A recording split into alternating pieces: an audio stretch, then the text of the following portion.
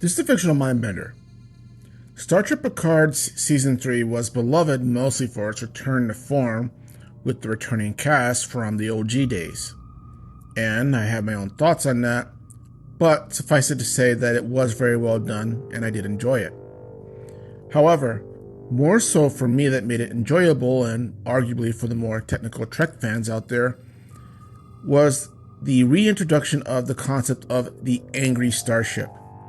And you know what I'm talking about because as soon as the episode dropped, it became a meme. I'm referring to the scene where Ro Laren sacrifices herself for the crew of the Titan by ramming her shuttle into the USS Intrepid's nacelles as the Titan prepares to escape. But just as it's about to do so, the Intrepid recovers. And my god, it was like watching some sleeping dragon just got the worst wake-up call ever and was now excessively pissed as the ship's head rose in front of the starlight behind it. The bridge lights acting like a single menacing eye, and one of the torpedo bays starting to glow red with a rageful glare ready to open up on them. The Titan escapes, as we all know, but those first couple of minutes made a huge impact on how to give an inanimate object a personality. Now, Star Trek is known mostly for its many starship designs, their diversity only increasing over the years. The Federation with their clean, gleaming lines and sleek profiles, the Klingons with their boxy, ugly structure that screams oncoming aggression, the Romulans with their also angular lines but also equal part empty spaces and dark green colors, implying a mysteriousness and unpredictable nature. These are just some of the examples that come to mind, and each series also always has its hero ship, and as the hero ship, we, the audience, are made in some way to see that ship as a character unto itself, someone to care about, despite only being either a large 3D model, a studio set, or a CG model. I still remember watching Star Trek 3 and watching the original 1701 self-destruct. I wasn't alive during the 60s, but I did watch the reruns and the following movies. And watching that ship burn up in the atmosphere of the planet Genesis while the command crew watches helplessly below is one of the most powerful and painful scenes in the franchise for me. The death of a major character. Arguably the character. Usually though, the feelings we are manipulated to feel are usually soothing and being aesthetically pleased and making us relaxed, calm, as it were.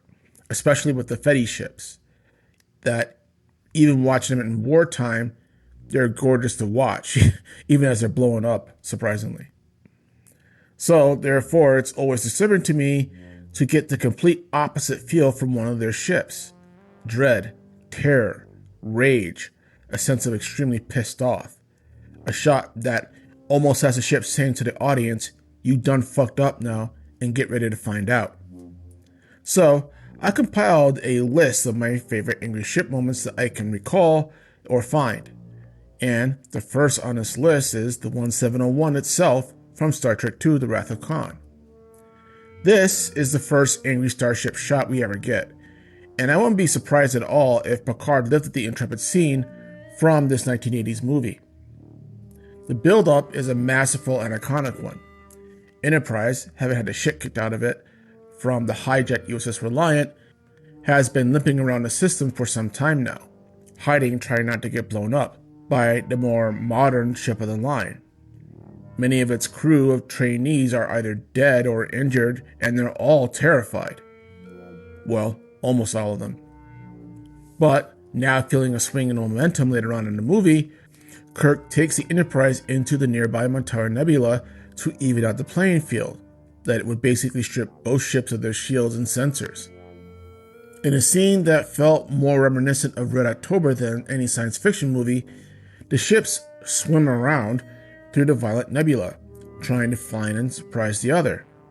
And then, after having a near collision, we have a silent shot of the Reliant searching for its prey, arguably also an angry ship moment. And, during that shot, the flashing light behind it, the Enterprise slowly rises up in vengeance on its unsuspecting hunter, before she then rips into it, crippling the ship. This is a masterful scene because it's also cathartic. Having watched the drama unfold up to this point, you could feel the silent and angry intensity of Kirk and the crew and the ship itself as it steadied itself silently and crippled the Reliant. 1701 never looked so pissed off. The second angry ship moment is from the following movie, Star Trek III, and you might be surprised to consider this, but it's the departure of the Excelsior from the starbase. Now, admittedly, this scene does peter out like a bad one-night stand, but instead is stopped dead in its tracks by sabotage from Scotty. But the lead-up to it is epic, with the music creating the feeling that the USS Enterprise is like a bird desperately trying to escape its cage, which is the inside of the hangar bay, while watching the even more modern Excelsior slowly start making its way after them. Yes, it was slow, maybe even tedious. Back then, ships in Star Trek moved more like naval ships rather than like starfighters, such as they do now. But the build-up again created a tenseness because we all knew the Enterprise was crippled to begin with, and what was at stake for the command crew as well if they got caught.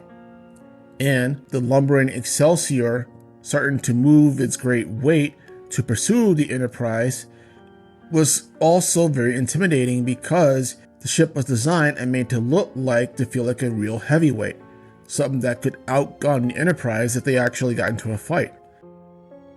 The next angry ship moment was in Star Trek VI: The Undiscovered Country, and this time it wasn't a Fetty ship, but, and arguably rightfully so, a Klingon one.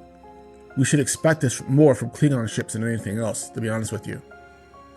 During negotiations with the Klingon Empire, the Enterprise A is made to appear to fire on the Kronos 1. The ship is sent reeling out of control as the Enterprise crew scrambles to find out just what happened. As they are doing so, Kronos regains control, wheels around, and as its massive head swings towards the Enterprise, it powers up its torpedo launcher ready to fire, glowing bloody red as the very frame of the ship was oozing Klingon vengeance, before Kirk quickly surrenders, preventing the planned confrontation.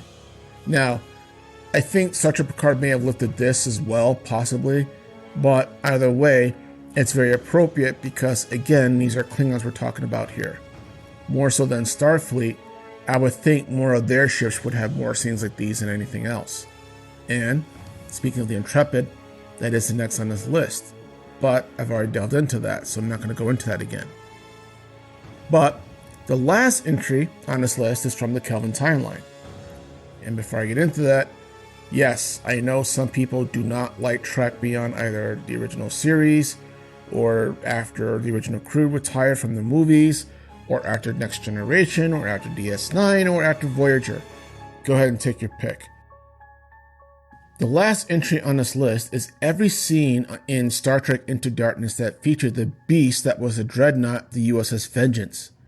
Twice the size of the Enterprise, twice as tough, and outgunning anything previously in Starfleet, Vengeance is a legit demonic-looking ship, even by main timeline standards.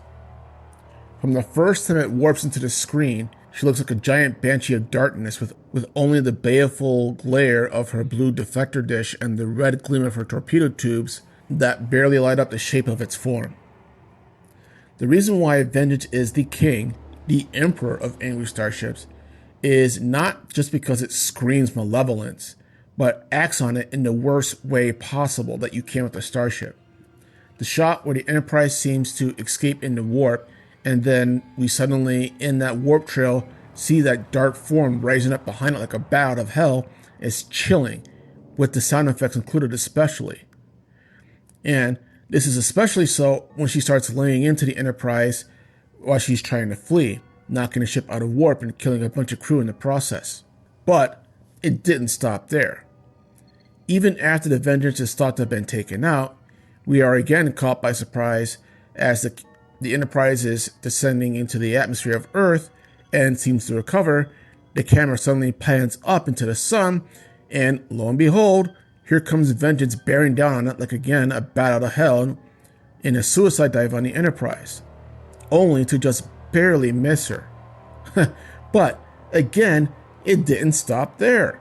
No, now Khan, who is in control of the ship, sets it on a direct collision course with Starfleet headquarters in San Francisco. The scene of the monstrous Titan bearing down over San Francisco Bay, obliterating Alcatraz Island by its sheer size and momentum, and bringing terror to the civvies in its path is awful to watch. And we all know that starships are huge in the Star Trek universe, but I don't think we get a real sense of how huge until we see the sequence, how big the Vengeance is compared to the city of San Francisco, and therefore, combined with its weight, its speed, and just the rage of the person commanding it, is terrifying to watch as it just plows into the city, killing God knows how many people. To reference Tolkien a bit here, if the angry starships aforementioned are terrifying dragons, then the USS Vengeance is the Uncalagon the Black of them all. If you don't know what the reference is, look it up and you'll see my meaning. But otherwise, that is my list of angry starships and why I think they are important and why I just think they're impressive. I do hope Star Trek does more of these, but at the same time is also sparing with them. If you do it too much, then it starts to lose its impact. But either way, give me your thoughts below. This is the Fictional Mindbender. Y'all have a good day.